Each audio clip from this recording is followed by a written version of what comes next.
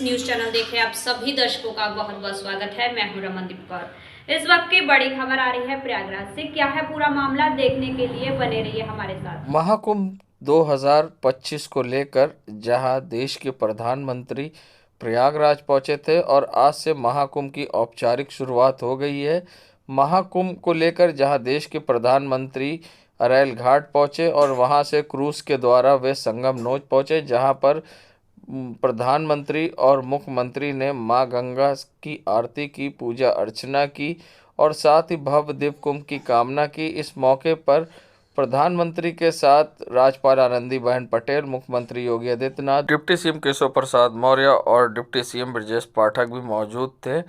वहीं प्रधानमंत्री ने जहां गंगा पूजन करने के बाद सेल्फी पॉइंट पहुंचे और साथ ही वहां से भव्य दीप कुंभ को लेकर उन्होंने साधु संतों से मुलाकात की और साधु संतों से जहां मुलाकात करने के बाद वे सीधा अक्षय वट पहुँचे और अक्षय वट पहुँचकर उन्होंने पूजा अर्चना की और अक्षय वट के बाद वो सीधा लेटे हनुमान मंदिर पहुँचे और लेटे हनुमान जी के उन्होंने दर्शन किए और साथ ही पूजा अर्चना आरती की, जिसके बाद महंत बलबीर गिरी ने अंग वस्त्र पहनाकर प्रधानमंत्री को सम्मानित किया और वहां से वे सरस्वती कूप पहुंचे और वहां पर भी पूजा अर्चना किया।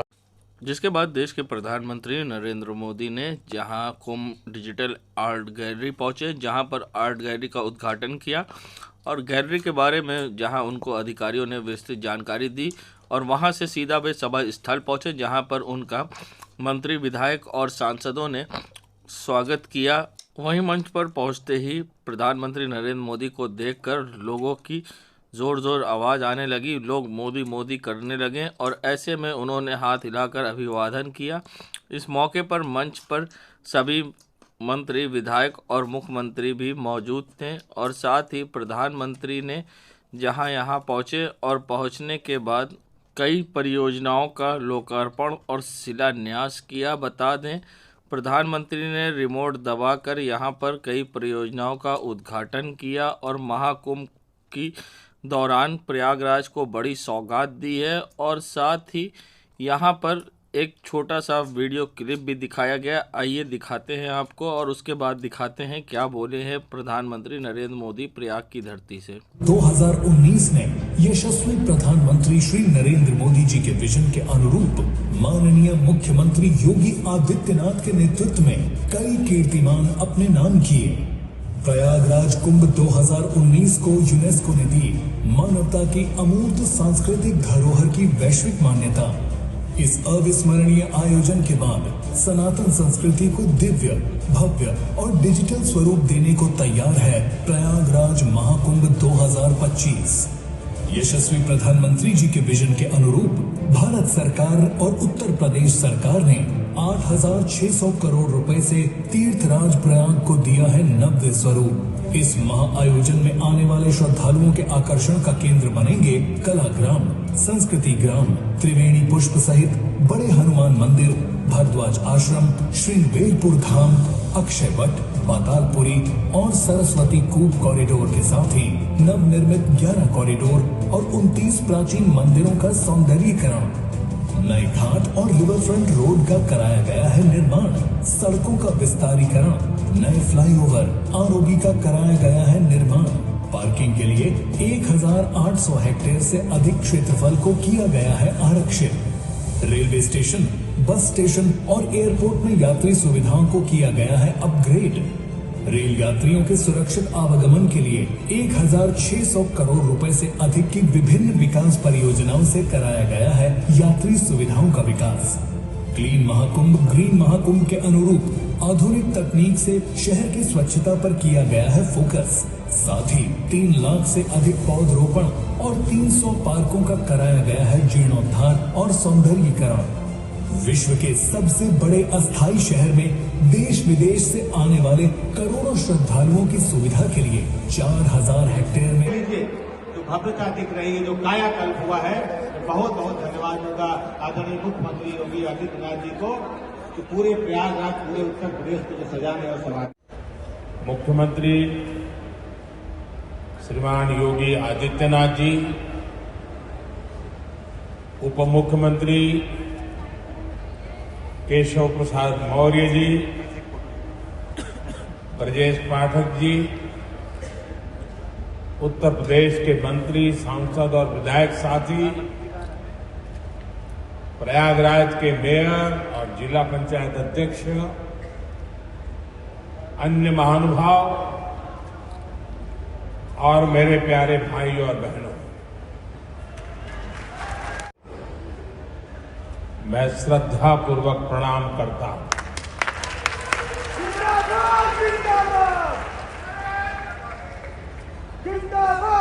महाकुंभ में पधार रहे सभी साधु संतों को भी नमन करता हूं। महाकुंभ को सफल बनाने के लिए दिन रात परिश्रम कर रहे कर्मचारियों का, श्रमिकों और सफाई कर्मियों का मैं विशेष रूप से अभिनंदन करता हूं। विश्व का इतना बड़ा आयोजन, हर रोज लाखों श्रद्धालुओं के स्वागत और सेवा की तैयारी,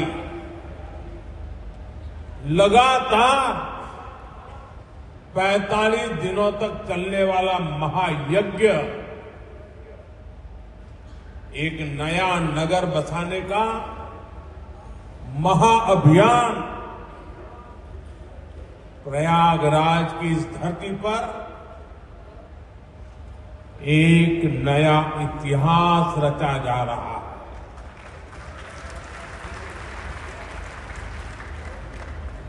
अगले साल महाकुंभ का आयोजन देश की सांस्कृतिक आध्यात्मिक पहचान को नए शिखर पर स्थापित करेगा। और मैं तो बड़े विश्वास के साथ कहता हूं, बड़ी श्रद्धा के साथ कहता हूं, अगर मुझे इस महाकुंभ का वर्णन एक वाक्य में करना हो तो मैं कहूंगा, ये एकता का ऐसा महायज्ञ होगा जिसकी चर्चा पूरी दुनिया में होगी।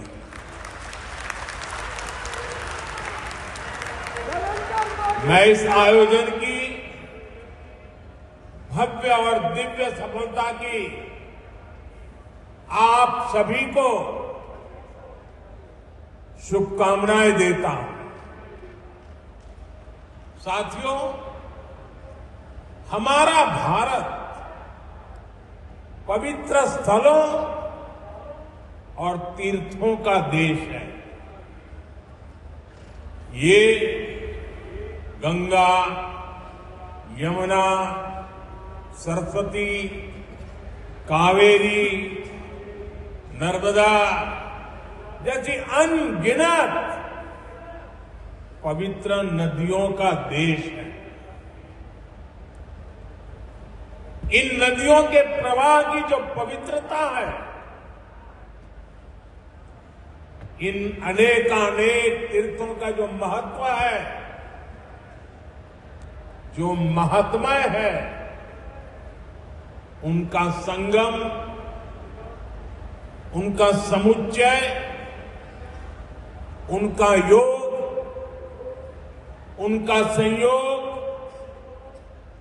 उनका प्रभाव, उनका प्रताप, ये प्रयाग है।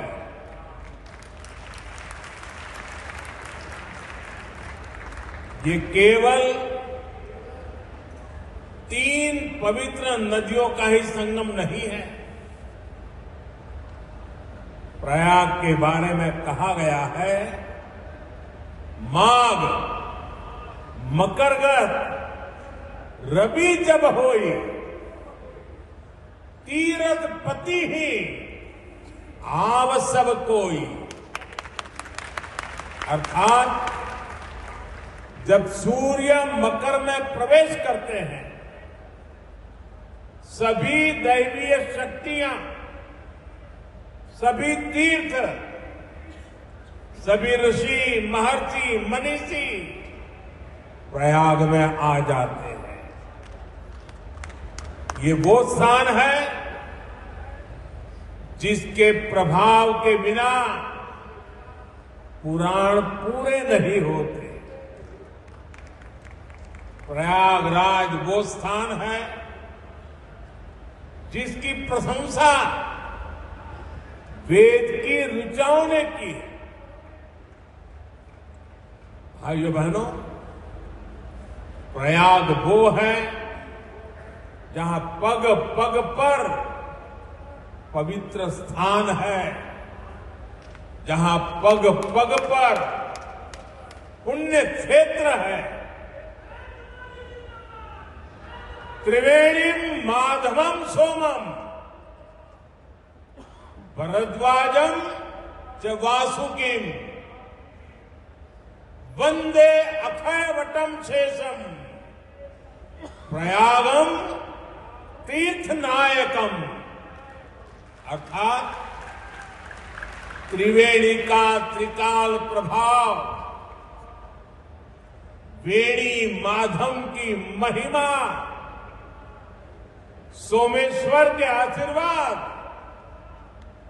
ऋषि भारद्वाज की तपोभूमि, नागराज वासुकी का विशेष स्थान, अक्षय वट की अमरता और शेष की अशेष कृपा, ये है हमारा तीर्थराज प्रयाग।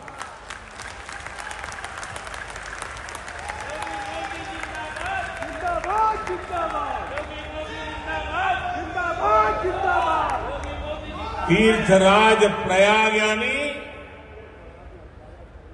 चारी पदार्थ भरा भंडारू,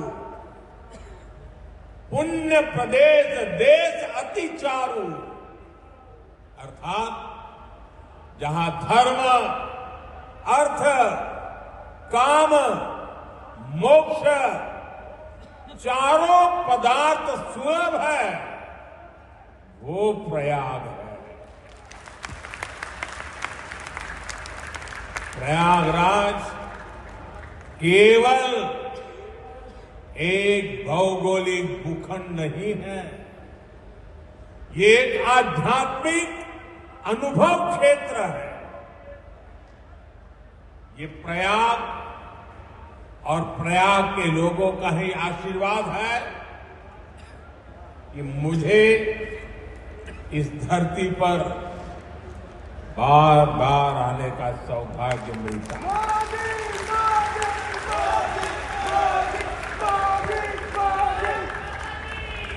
पिछले कुंभ में भी मुझे संगम में स्नान करने का सौभाग्य मिला था और आज इस कुंभ के आरंभ से पहले मैं एक बार फिर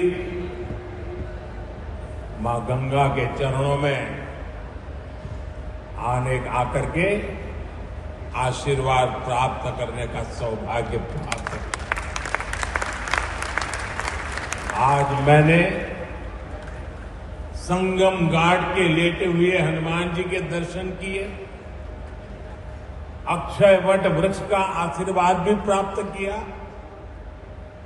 इन दोनों स्थलों पर श्रद्धालुओं की सहूलियत के लिए हनुमान कॉरिडोर और अक्षय वट कॉरिडोर का निर्माण हो रहा है। मैंने सरस्वती कूप रीडेवलपमेंट प्रोजेक्ट की भी जानकारी ली। आज यहां हजारों करोड़ रुपए के प्रोजेक्ट का लोकार्पण हुआ है। मैं इसके लिए आप सबको बधाई देता हूं। साथियों, महाकुंभ हजारों वर्ष पहले से चली आ रही हमारे देश की सांस्कृतिक आध्यात्मिक यात्रा का पुण्य और जीवंत प्रतीक है। एक ऐसा आयोजन जहां हर बार धर्म, ज्ञान, भक्ति और कला का दिव्य समागम होता है। हमारे यहां कहा गया है, दश तीर्थ सहस्त्राणि तीस्र कोट्यस्तथा अपरा सम आगच्छन्ति माध्यातु प्रयागे भरतर्षभ। अर्थात संगम में स्नान से करोड़ों तीर्थ के बराबर पुण्य मिल जाता है। जो व्यक्ति प्रयाग में स्नान करता है वो हर पाप से मुक्त हो जाता है। राजा महाराजाओं का दौर हो या फिर सैकड़ों वर्षों की गुलामी का कालखंड, आस्था का ये प्रवाह कभी नहीं रुका। इसकी एक बड़ी वजह यह रही है कि कुंभ का कारक कोई बाह्य शक्ति नहीं है। किसी बाहरी व्यवस्था के बजाय कुंभ मनुष्य के अंतर मन की चेतना का नाम है। ये चेतना स्वतः जागृत होती है। यही चेतना भारत के कोने कोने से लोगों को संगम के तट तक खींच लाती है। गांव, कस्बों, शहरों से लोग प्रयागराज की ओर निकल पड़ते। सामूहिकता की ऐसी शक्ति, ऐसा समागम शायद ही कहीं और देखने को मिले। यहां आकर संत, महंत, ऋषि, मुनि, ज्ञानी, विद्वान, सामान्य मानवी सब एक हो जाते हैं। सब एक साथ त्रिवेणी में डुबकी लगाते हैं। यहां जातियों का भेद खत्म हो जाता है, संप्रदायों का टकराव मिट जाता है। करोड़ों लोग एक थे, एक विचार से जुड़ जाते। इस बार भी महाकुंभ के दौरान यहां अलग अलग राज्यों से करोड़ों लोग जुटेंगे। उनकी भाषा अलग होगी, जातियां अलग होगी, मान्यताएं अलग होगी, लेकिन संगम नगरी में आकर वो सब एक हो जाए।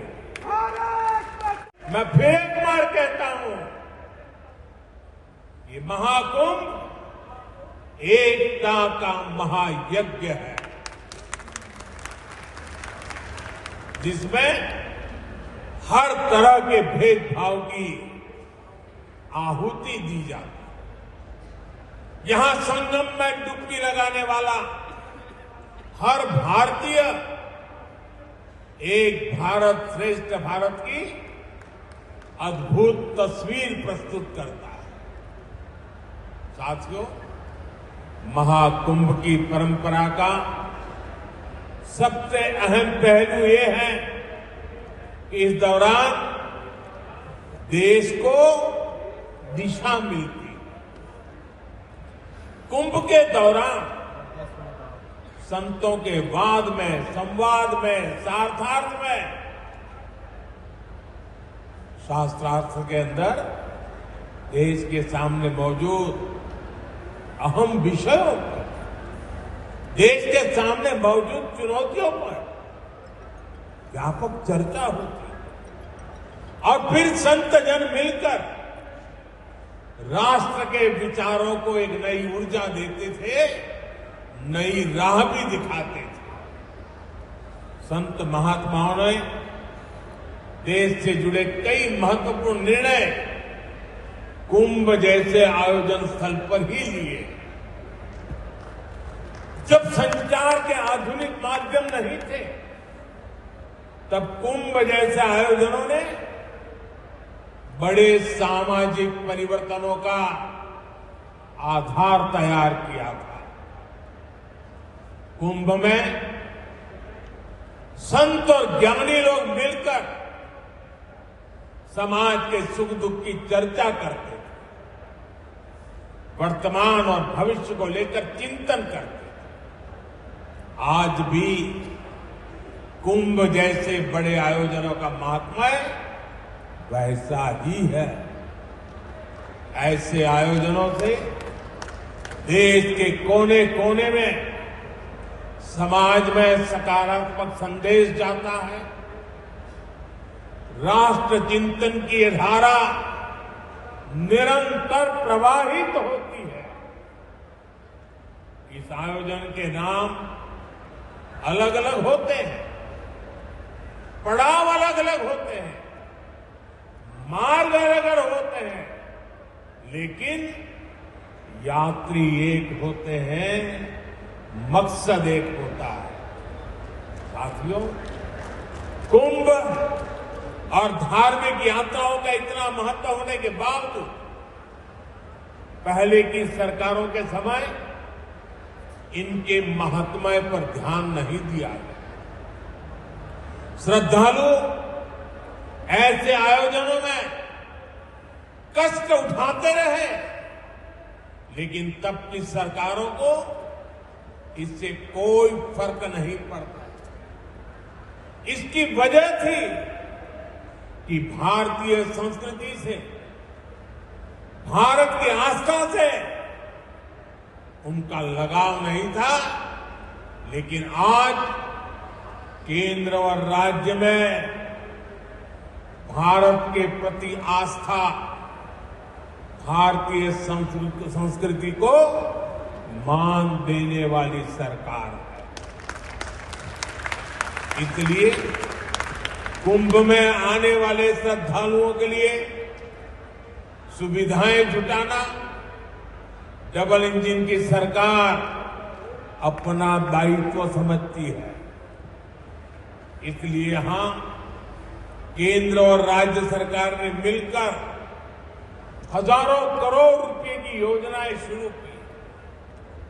सरकार के अलग अलग विभाग जिस तरह महाकुंभ की तैयारियों को पूरा करने में जुटे हैं, वह बहुत ही सराहनीय है। देश दुनिया के किसी कोने से कुंभ तक पहुंचने में कोई दिक्कत ना हो, इसके लिए यहां की कनेक्टिविटी पर विशेष फोकस किया गया। अयोध्या, वाराणसी, रायबरेली, लखनऊ से प्रयागराज शहर की कनेक्टिविटी को बेहतर किया गया। मैं जिस whole of the government approach की बात करता हूं, उन महाप्रयासों का महाकुंभ भी इस थली में नजर आता है। साथियों, हमारी सरकार ने विकास के साथ साथ विरासत को भी समृद्ध बनाने पर फोकस किया। आज देश के कई हिस्सों में अलग अलग टूरिस्ट सर्किट विकसित किए जा रहे हैं। Ramayana circuit, Shri Krishna circuit, Buddhist circuit, Tirthankar circuit, इनके माध्यम से हम देश के उन स्थानों को महत्व दे रहे हैं जिन पर पहले फोकस नहीं था। स्वदेश दर्शन योजना हो, प्रसाद योजना हो, इनके माध्यम से तीर्थ स्थलों पर सुविधाओं का विस्तार किया जा रहा है। अयोध्या के भव्य राम मंदिर ने पूरे शहर को कैसे भव्य बना दिया है, हम सब इसके साक्षी हैं। विश्वनाथ धाम, महाकाल, महालोक, इसकी चर्चा आज पूरे विश्व में है। यहां अक्षय वट कॉरिडोर, हनुमान मंदिर कॉरिडोर, भारद्वाज ऋषि आश्रम कॉरिडोर में भी इसी विजन का प्रतिबिंब है। श्रद्धालुओं के लिए सरस्वती कूप, पातालपुरी, नागवासुकी, द्वादश माधव मंदिर का कायाकल्प किया जा रहा है। साथियों, हमारा ये प्रयागराज निषाद राज की भी भूमि है। भगवान राम के मर्यादा पुरुषोत्तम बनने की यात्रा में एक महत्वपूर्ण पड़ाव श्रृंगवेरपुर का भी है। भगवान राम और केवट का प्रसंग आज भी हमें प्रेरित करता है। केवट ने अपने प्रभु को सामने पाकर उनके पैर धोए थे, उन्हें अपनी नाव से नदी पार कराई थी। इस प्रसंग में श्रद्धा का अनन्य भाव है। इसमें भगवान और भक्त की मित्रता का संदेश है। इस घटना का ये संदेश है कि भगवान भी अपने भक्त की मदद ले सकते हैं। प्रभु श्री राम और निषाद राज की इसी मित्रता के प्रतीक के रूप में श्रृंगवेरपुर धाम का विकास किया जा रहा है। भगवान राम और निषाद राज की प्रतिमा भी आने वाली पीढ़ियों को समता और समरसता का संदेश देती रहे। साथियों, कुंभ जैसे भव्य और दिव्य आयोजन को सफल बनाने में स्वच्छता की बहुत बड़ी भूमिका है। महाकुंभ की तैयारियों के लिए नमामि गंगे कार्यक्रम को तेजी से आगे बढ़ाया गया है। प्रयागराज शहर के सैनिटेशन और वेस्ट मैनेजमेंट पर फोकस किया गया है। लोगों को जागरूक करने के लिए गंगा दूत, गंगा प्रहरी और गंगा मित्रों की नियुक्ति की गई है। इस बार कुंभ में 15,000 से ज्यादा मेरे सफाई कर्मी भाई बहन कुंभ की स्वच्छता को संभालने वाले। मैं आज कुंभ की तैयारी में जुटे अपने सफाई कर्मी भाई बहनों का अग्रिम आभार भी व्यक्त करूंगा। करोड़ों लोग यहां पर जिस पवित्रता, स्वच्छता, आध्यात्मिकता के साक्षी बनेंगे, वो आपके योगदान से ही संभव होगा। इस नाते यहां हर श्रद्धालु के पुण्य में आप भी भागीदार बनेंगे। जैसे भगवान कृष्ण ने झूठे पत्तल उठाकर संदेश दिया था कि हर काम का महत्व है, वैसे ही आप भी अपने कार्यों से इस आयोजन की महानता को और बड़ा करेंगे।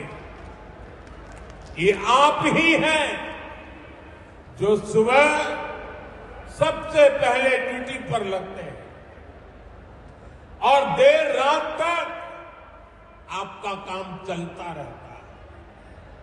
2019 में भी कुंभ आयोजन के समय यहां की स्वच्छता की बहुत प्रशंसा हुई थी। जो लोग हर 6 वर्ष पर कुंभ या महाकुंभ में स्नान के लिए जाते हैं, उन्होंने पहली बार इतनी साफ सुंदर व्यवस्था देखी थी। इसलिए आपके पैर धुलकर मैंने अपनी कृतज्ञता दिखाई थी।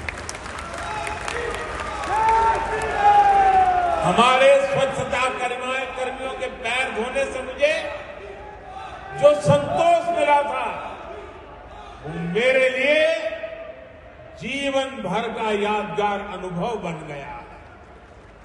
साथियों, कुंभ से जुड़ा एक और पक्ष है जिसकी चर्चा उतनी नहीं हो पाती। ये पक्ष है कुंभ से आर्थिक गतिविधियों का विस्तार।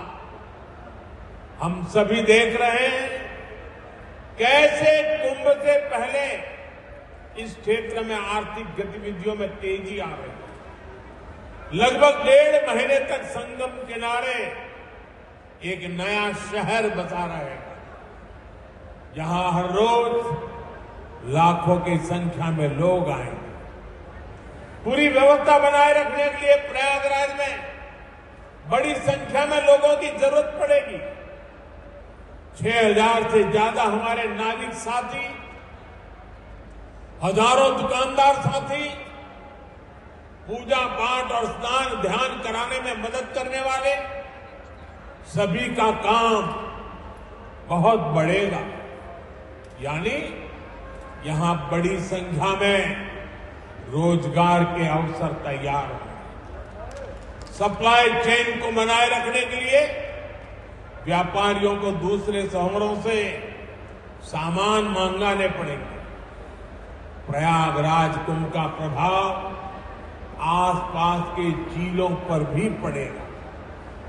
देश के दूसरे राज्यों से आने वाले श्रद्धालु ट्रेन या विमान की सेवाएं लेंगे, इससे भी अर्थव्यवस्था में गति आएगी। यानी महाकुंभ से सामाजिक मजबूती तो मिलेगी ही, लोगों का आर्थिक सशक्तिकरण भी होगा।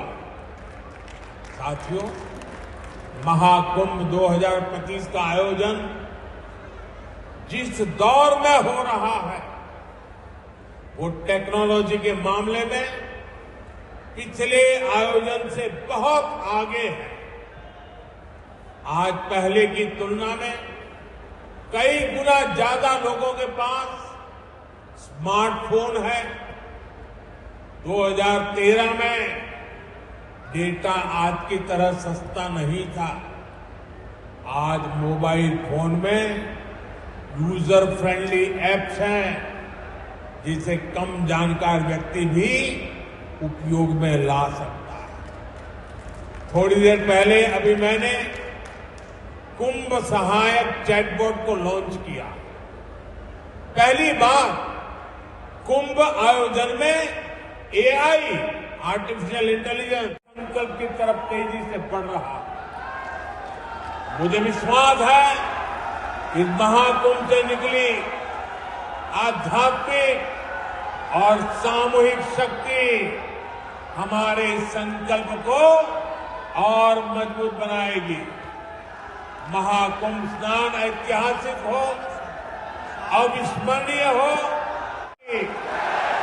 भारत माता की, भारत माता की, गंगा माता की, गंगा माता की, गंगा माता की। बहुत बहुत धन्यवाद।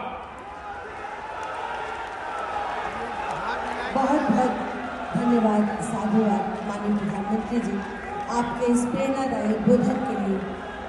माँ गंगा हम सबको इतनी सामर्थ्य दें कि जिस तरह से भव्यता के साथ, दिव्यता के साथ इस डिजिटल कुंभ महाकुंभ 2025 को आपने सोचा है, हम सब महाकुंभ 2025 को लेकर जहां आज देश के प्रधानमंत्री प्रयागराज पहुंचे थे और प्रयागराज में उन्होंने कई कार्यक्रम में हिस्सा लिया। पूजा अर्चना करने के बाद जहां वे सभा स्थल पहुँचे और सभा स्थल पर जहां पीएम नरेंद्र मोदी ने भाषण दिया, मगर भाषण से पहले जहां उनके पहुंचते ही सभी ने उनका स्वागत किया और साथ में मुख्यमंत्री योगी आदित्यनाथ भी थे। और मुख्यमंत्री योगी आदित्यनाथ ने मंच से क्या कुछ कहा पीएम मोदी के भाषण से पहले, आइए दिखाते हैं आपको। माता की, गंगे मैया की, गंगे मैया की, यमुने मैया की, यमुना मैया की, प्रयागराज भगवान की, नमः पार्वती पतिये हर हर।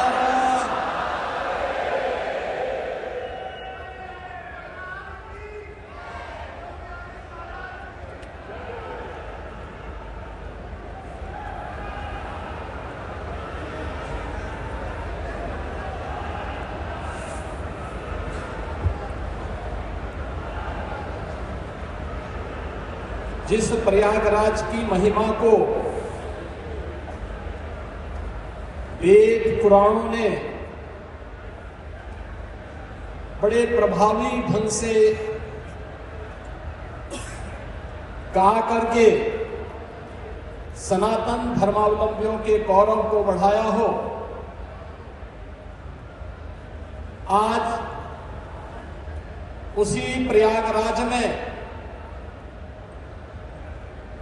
जहां पर त्रेता युग में मर्यादा पुरुषोत्तम प्रभु श्री राम ने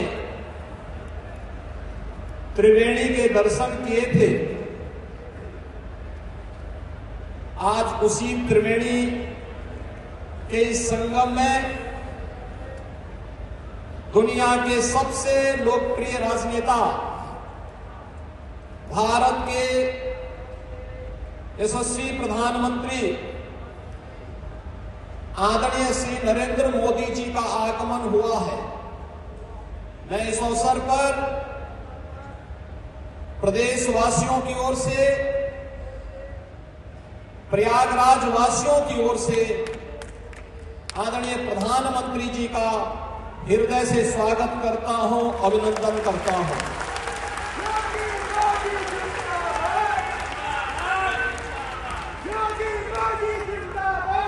आदरणीय प्रधानमंत्री जी का आगमन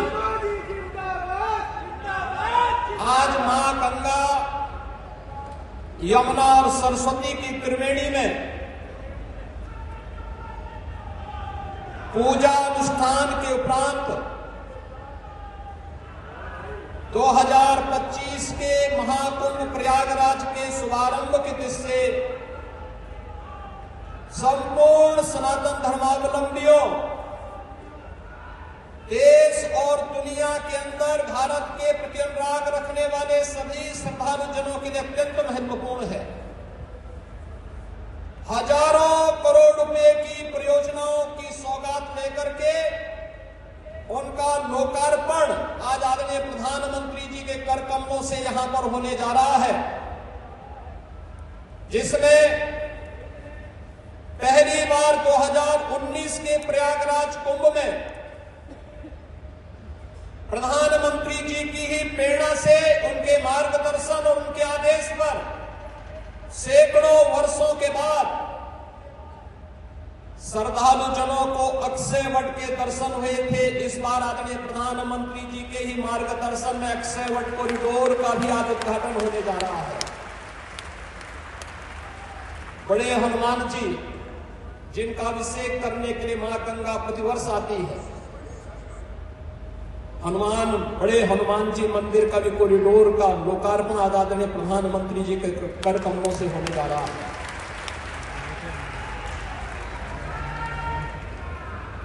सरस्वती को जिस त्रिवेणी में अदृश्य रूप में मां सरस्वती वास करती है, पहली बार श्रद्धालु जनों को 2019 में सरस्वती कूप के भी दर्शन हुए थे और वह भव्य रूप आज यहां पर सरस्वती कूप कॉरिडोर के लोकार्पण के साथ होगा। भगवान राम जब वनवास के लिए निकले थे, सबसे पहले मैत्री का हाथ बढ़ाया था निषाद राज ने श्रृंगवेरपुर में आदरणीय प्रधानमंत्री जी की प्रेरणा से आज भगवान राम और निषाद राज की 56 फुट ऊंची प्रतिमा और कॉरिडोर का लोकार्पण भी आदरणीय प्रधानमंत्री जी के कर कमलों से होने जा रहा है। और दुनिया की सबसे पहली गुरुकुल वनवास के समय सबसे पहले जिस ऋषि आश्रम में रहकर के भगवान राम ने आशीर्वाद प्राप्त करके निस्सरहीन करो वही भुज उठाए प्रण कीन का संकल्प लिया था, ऐसे महर्षि भारद्वाज आश्रम के कॉरिडोर का भी लोकार्पण आदरणीय प्रधानमंत्री जी के द्वारा आज यहां पर किया जा रहा है। कुंभ कैसे होना चाहिए? कुंभ भव्य भी हो, दिव्य भी हो, स्वच्छ भी हो, सुरक्षित भी हो, सुव्यवस्थित भी हो। यह परिकल्पना आदरणीय प्रधानमंत्री जी ने 2019 में दी और इस बार का कुंभ भव्य भी, दिव्य भी और डिजिटल कुंभ के रूप में कैसे होना है, यह भी आदरणीय प्रधानमंत्री जी की प्रेरणा से प्रयागराज शहर, आसपास के जनपदों और दुनिया के सबसे बड़े अस्थायी शहर के रूप में प्रयागराज कुंभ के इस महाकुंभ के शुभारंभ की दिशा से आज आदरणीय प्रधानमंत्री जी हजारों करोड़ रुपए की अस्थायी परियोजनाओं का शुभारंभ अपने कर कमलों से कर रहे हैं। बहनों और भाइयों, मैं इस अवसर पर आदरणीय प्रधानमंत्री जी का उनके मार्गदर्शन के प्रति कृतज्ञता ज्ञापित करता हूं। पूरे प्रदेश वासियों की ओर से, उस हर श्रद्धालु की ओर से जो आज प्रयागराज आकर के विभूत होता है, उस प्रत्येक श्रद्धालु जन की ओर से भी उनके प्रति आभार व्यक्त करता हूं और आप सभी की ओर से आदरणीय प्रधानमंत्री जी का हृदय से अभिनंदन करता हूं, स्वागत करता हूं। इस अवसर पर प्रदेश की माननीय राज्यपाल आदरणीय श्रीमती आनंदीबेन पटेल जी भी उपस्थित हैं। उनके मार्गदर्शन के लिए हृदय से आभार व्यक्त करते हुए मैं उनका भी हृदय से स्वागत और अभिनंदन करता हूं। इस संपूर्ण कार्यक्रम को सफलता की नई ऊंचाई तक पहुंचाने के लिए और प्रयागराज कुंभ में एक स्वयं सेवक के रूप में कार्य करने वाली जो हमारी टीम है, जिनमें हमारे दोनों डिप्टी सीएम इसी माटी के सपूत श्री केशव प्रसाद मौर्य जी हैं, डिप्टी सीएम जो स्वास्थ्य की सुविधाओं को लेकर के पूरी प्रतिबद्धता के साथ कार्य कर रहे हैं, श्री ब्रजेश पाठक जी हैं। प्रदेश में अविरल और निर्मल गंगा के दर्शन हो, पर्याप्त मात्रा में जल मिले और इस पूरे कार्यक्रम के प्रभारी के रूप में भी प्रदेश के जल शक्ति मंत्री श्री स्वतंत्र देव सिंह जी हैं, प्रदेश अध्यक्ष चौधरी भूपेंद्र सिंह जी हैं, प्रदेश सरकार के हमारे अन्य सहयोगी मंत्रीगण श्री जयवीर सिंह जी, श्री नंद गोपाल गुप्ता नंदी जी, श्री राकेश सचान जी, श्री अरविंद कुमार शर्मा जी, श्री संजय निषाद जी, श्री दयाशंकर सिंह जी, प्रयागराज के महापौर श्री गणेश केसरवानी जी, जिला पंचायत अध्यक्ष श्री वीके सिंह जी, श्री सिद्धार्थनाथ सिंह जी, हमारे सभी माननीय विधायकगण, अन्य सम्मानित जनप्रतिनिधिगण जो पूरे कार्यक्रम में एक स्वयं सेवक के रूप में लग करके महाकुंभ प्रयागराज को सफलता की नई ऊंचाई तक पहुंचाने के लिए प्रतिबद्ध है, इन सभी माननीय जनप्रतिनिधियों और आप सभी प्रयागराज वासियों की ओर से विशेष रूप से महाकुंभ प्रयागराज के शुभारंभ के लिए आदरणीय प्रधानमंत्री जी का आगमन हुआ है। ठीक एक महीने के बाद 13 जनवरी से प्रयागराज महाकुंभ का शुभारंभ होगा। आदरणीय प्रधानमंत्री जी का इस अवसर पर मैं एक बार फिर से आप सभी प्रयागराज वासियों की ओर से, उत्तर प्रदेश वासियों की ओर से हृदय से स्वागत और अभिनंदन करते हुए अपनी वाणी को विराम देता हूं। प्रधानमंत्री नरेंद्र मोदी ने जहां शुक्रवार को महाकुंभ से ठीक एक माह पहले तीर्थराज आकर दुनिया के सबसे बड़े सांस्कृतिक समागम का शंखनाद कर दिया। इस अवसर पर पीएम मोदी ने डिजिटल महाकुंभ अपने संकल्प को भी साकार किया। पीएम मोदी के मार्गदर्शन में सीएम योगी के नेतृत्व में महाकुंभ का पहला ऐसा बड़ा आयोजन होने जा रहा है जहां पर डिजिटलाइजेशन का व्यापक पैमाने पर उपयोग हो रहा है। खास तौर पर श्रद्धालुओं की सुविधा, सुरक्षा की व्यवस्था से जुड़ी सेवाओं डिजिटल विशेष महत्व दिया गया है। पीएम मोदी ने शुक्रवार को 11 भाषाओं में श्रद्धालुओं की मदद करने वाले HID चैटबॉट को लॉन्च किया। सीएम योगी आदित्यनाथ के विरासत और विकास के विजन को ये कुंभ सहायक साकार देगा। इसके साथ ही देश विदेश से आने वाले श्रद्धालु के लिए ये कारगर साबित होने जा रहा है। AI generative chatbot navigation, parking व रुकने के स्थान समेत हर जानकारी बस कुछ पल में उपलब्ध करा देगा। श्रद्धालुओं के स्वास्थ्य लिहाज से पहली बार महाकुंभ नगर में hi tech AI messaging flow system का प्रयोग किया जा रहा है। इसके अलावा डॉक्टरों और मरीजों को भी आर्टिफिशियल इंटेलिजेंस संवाद स्थापित करने में सहयोग करेगा। संगम नगरी प्रयागराज में जहां इलेक्ट्रॉनिक मीडिया क्लब के नारद सभागार में नए पदाधिकारियों की घोषणा के साथ चुनाव प्रक्रिया संपन्न हुई है। वर्ष 2025 के लिए हुए चुनाव में राघवेंद्र मिश्रा को सर्वसम्मति से क्लब का अध्यक्ष चुना गया, जबकि सचिव पद पर कुलदीप शुक्ला को चयन किया गया।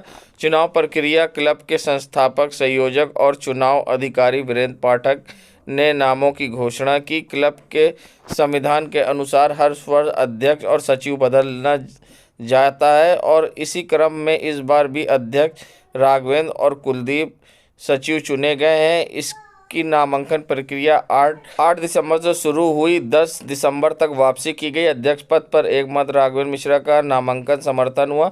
सचिव पद पर 2 व्यक्तियों का नामांकन समर्थन किया गया। इसके बाद एक प्रत्याशी ने अपना नामांकन वापस ले लिया। आज 12 दिसंबर को हर वर्ष की भांति इस वर्ष भी चुनाव प्रक्रिया पूरी हुई गई और नए अध्यक्ष तथा सचिव का नाम कर घोषित कर दिया गया। वर्तमान अध्यक्ष दिनेश तिवारी नए अध्यक्ष का माल्यार्पण कर बधाई दी। इस संस्था कि यहाँ पर हर साल अध्यक्ष और सचिव बदल जाते हैं, लगातार अध्यक्ष और सचिव नहीं रह सकते। हमारे बाएं तरफ श्री दिनेश तिवारी जी वर्तमान अध्यक्ष थे और आज नए अध्यक्ष राघवेंद्र मिश्रा और सचिव कुलदीप शुक्ला चुने गए हैं। 2025 में यही दोनों लोग इलेक्ट्रॉनिक मीडिया क्लब का नेतृत्व करेंगे। सभी का सुझाव मांगा गया था।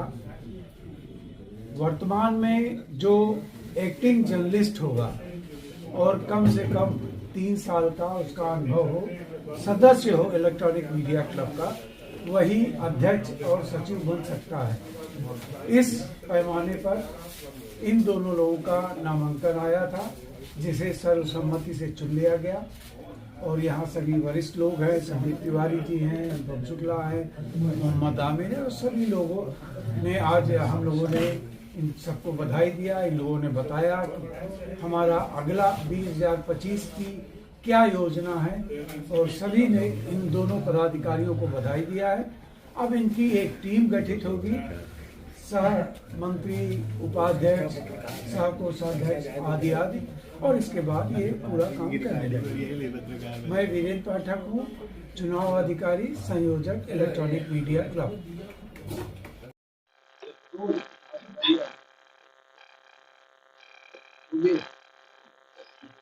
प्रयागराज का सबसे बड़ा इलेक्ट्रॉनिक मीडिया का संस्थान इलेक्ट्रॉनिक मीडिया क्लब इलाहाबाद की ओर से मुझे जो आज सौभाग्य मिला है अध्यक्ष बनने का, उसके लिए मैं समस्त इलेक्ट्रॉनिक मीडिया क्लब के सदस्यों का आभार व्यक्त करता हूं। साथ ही जिस उद्देश्य से इलेक्ट्रॉनिक मीडिया क्लब की स्थापना हुई थी 2007 में, पत्रकारों के हित रक्षण के लिए, लगातार यह इलेक्ट्रॉनिक मीडिया क्लब प्रयागराज के पत्रकारों का हित रक्षण करता चला आया है 2007 से। और मैं अपने कार्यकाल में मैं भी यही चाहूँगा कि जो यहाँ के पत्रकार हैं उनका हित रक्षण हो और इलेक्ट्रॉनिक मीडिया क्लब समाज से, पत्रकारों से, सबसे एक समन्वय स्थापित करके आगे बढ़े और निष्पक्ष पत्रकारिता के लिए यह क्लब हमेशा जाना जाता है। तो जो मुझे दायित्व सौंपा गया है, इस वर्ष का अध्यक्ष पद का जो दायित्व सौंपा गया है, उसे मैं बखूबी निर्वहन करने का प्रयास करूंगा और जो भी संगठन की जो भी मंशा होगी, संगठन की जो इच्छाएं होंगी या संगठन द्वारा जो मार्गदर्शन प्राप्त होगा, उसके तहत कार्य करता रहूंगा। राघवेंद्र मिश्रा। जो भी जिम्मेदारी क्लब के तुम्हारे बंधु पर डाली है, क्लब को आगे बढ़ाने का प्रयास करूंगा। देश दुनिया की खबरों के लिए world media times news channel को सब्सक्राइब करें।